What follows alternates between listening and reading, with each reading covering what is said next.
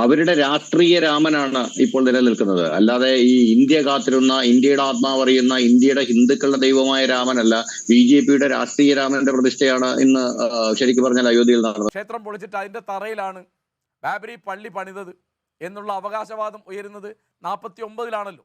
അവിടെ അതിനകത്ത് വ്യാജമായി പ്രതിഷ്ഠകൾ കൊണ്ടുവച്ചു എന്നൊക്കെ കോടതി പോലും പറഞ്ഞ കാര്യമാണ്. അതെ, അയോധ്യയിലുള്ളത് ഭാരതം ഭരിച്ചിരുന്ന ഏറ്റവും മഹാനായ മര്യാദാ പുരുഷോത്തമ സങ്കല്പത്തിലുള്ള രാജാവായ രാമനാണ്, അല്ലാതെ ദൈവമല്ല. അതുതന്നെയാണ് സത്യം. BJP നടത്തുന്നത് രാഷ്ട്രീയം തന്നെയാണ്. അതിന് കുറച്ചുകൂടി ചരിത്രം അറിയണം. രാജ്യത്തെ വലിയൊരു ജനവിഭാഗം ഭഗവാനായി ആരാധിച്ചിരുന്ന ഒരു രാജാവായ ശ്രീരാമ ഭഗവാനെ ക്ഷേത്രം പണിതത് അദ്ദേഹത്തെ ആരാധിക്കുന്ന ഒരു കൂട്ടം ജനങ്ങൾ തന്നെ ആയിരിക്കുമല്ലോ. ആ ക്ഷേത്രം അധിനിവേശത്തിൻ്റെ ഭാഗമായി മറ്റൊരു രാജാവ് തകർത്തു. അവിടെ അദ്ദേഹത്തിൻ്റെ വിശ്വാസം അടിച്ചേൽപ്പിക്കാൻ ഒരു മസ്ജിദ് പണിതു. ആ രാജാവിനെ ഭയന്ന് വിറച്ച് രാമൻ്റേതായിരുന്ന ജനം അവിടെ അടിമയെപ്പോലെ ജീവിച്ചു. പിന്നീട് ആ അധിനിവേശ രാജാവിന് കരുത്തില്ലാതായ കാലത്ത് അതേ പള്ളിയിൽ തന്നെ രാമൻ്റെ ജനം ഒരു ഭഗവാന്റെ വിഗ്രഹം വെച്ച് പൂജ നടത്തി. പക്ഷേ ഭരണകൂടത്തെ ഭയന്ന് ഭക്തർക്ക് ദർശനം നടത്താൻ കഴിഞ്ഞിരുന്നില്ല. 1885-ൽ രഘുബർദാസ് എന്നൊരു ഭക്തൻ അവിടെ വിഗ്രഹ ദർശനത്തിന് ഭക്തജനങ്ങൾക്ക് അനുവാദം നൽകണമെന്ന് ബ്രിട്ടീഷ് കോടതിയിൽ ഒരു പരാതി നൽകുന്നു. കോടതി വ്യവഹാരവും ഒപ്പം ഇന്ത്യൻ സ്വാതന്ത്ര്യ സമരവും നീണ്ടുപോയി. പരിഹാരമുണ്ടായതേയില്ല. ഇന്ത്യക്ക് 1947-ൽ സ്വാതന്ത്ര്യം കിട്ടി.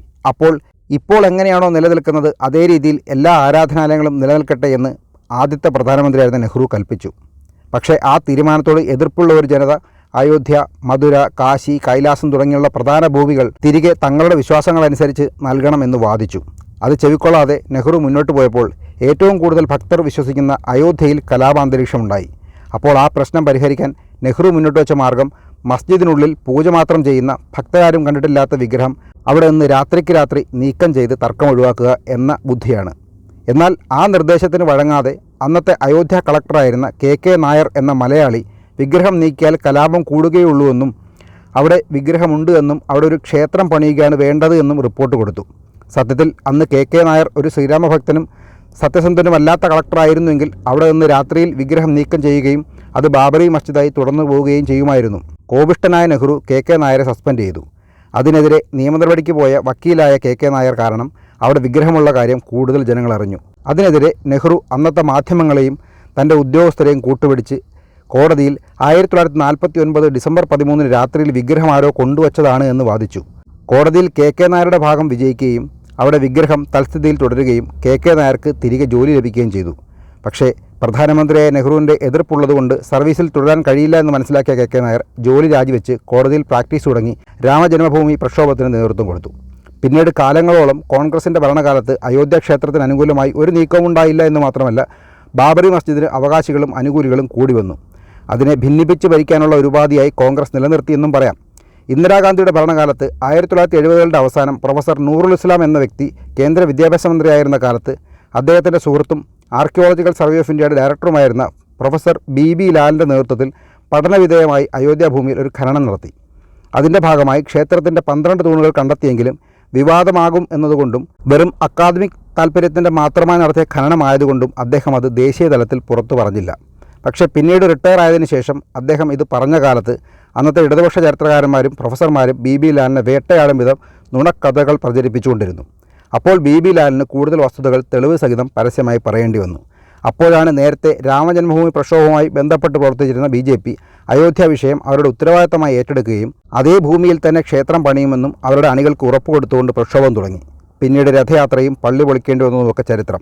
ശ്രീ BB ലാലിനെ പിന്തുണച്ചുകൊണ്ടാണ് 1970കളുടെ അവസാനം ഖനനത്തിൽ പങ്കെടുത്ത ഒരേയൊരു മുസ്ലിം എന്ന നിലയിൽ ശ്രീ KK മുഹമ്മദ് രാമക്ഷേത്രത്തിന് അനുകൂലമായി പ്രസ്താവന നടത്തുന്നത്, അതിനെക്കുറിച്ച് പുസ്തകങ്ങൾ എഴുതുന്നത്. പിന്നീട് കോടതി വിധി പ്രകാരം 2003 കാലത്ത് ഔദ്യോഗികമായി ഖനനം നടത്തി 100-ലധികം തെളിവുകൾ പ്രകാരമാണ് നിയമപരമായി സുപ്രീം കോടതിയിൽ വിജയം നേടി രാമഭക്ത സമൂഹം അയോധ്യയിൽ രാമജന്മഭൂമിയിൽ തന്നെ ക്ഷേത്ര നിർമ്മാണം തുടങ്ങിയത്. 80കളിൽ ജനങ്ങൾക്ക് കൊടുത്ത വാക്ക് അവർക്ക് അധികാരമുള്ള കാലത്തല്ലാതെ പിന്നെ എപ്പോഴാണ് നടപ്പാക്കേണ്ടത്? കഴിഞ്ഞ 6 വർഷം വാജ്പേയിജിയും പിന്നീട് 10 വർഷം ഭൂരിപക്ഷത്തോടെ നരേന്ദ്രമോദിയും ഭരിച്ചിട്ട് എന്തുകൊണ്ട് ഞങ്ങളുടെ രാമൻ്റെ ക്ഷേത്രം ഉണ്ടാക്കിയില്ല എന്ന് അടുത്ത തവണ വോട്ട് ചോദിക്കാൻ ചെല്ലുമ്പോൾ 80കൾ മുതൽ BJP വിശ്വസിക്കുന്ന രാമഭക്തർ ചോദിക്കില്ലേ? അതിനുള്ള മറുപടിയായി അടുത്ത തെരഞ്ഞെടുപ്പിന് മുമ്പല്ലാതെ പിന്നെ എപ്പോഴാണ് രാമക്ഷേത്രം നാടിന് സമർപ്പിക്കാൻ BJPക്ക് കഴിയുക?